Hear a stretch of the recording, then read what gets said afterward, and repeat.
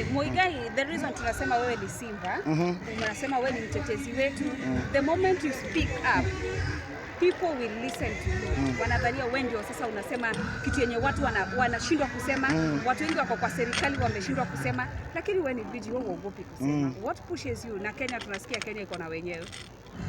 Mimi hapo kusema Kenya iko na wenyewe, najua watu wanasemanga hivyo, lakini Kenya ni yetu sisi wote.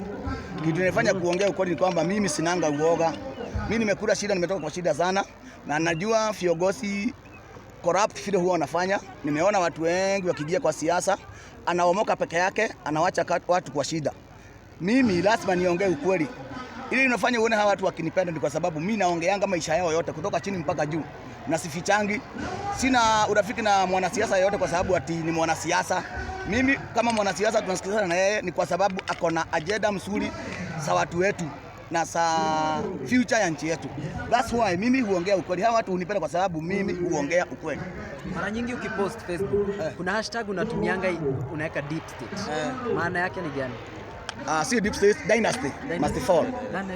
Nasemanga hivi, hii Kenya yetu watu wenye wameiongoza kwa hiyo miaka yote ni watu ambao ni matajiri na ni familia tatu tu. Hawataki mtu mwingine aingie hapo katikati. Kwa hivyo vile wametupeleka sisi, kwa maoni yangu mimi nasema wote waende. Tubaki na mtoto wa hasura. Ndio maana nasemanga Dynasty must fall. Yeah.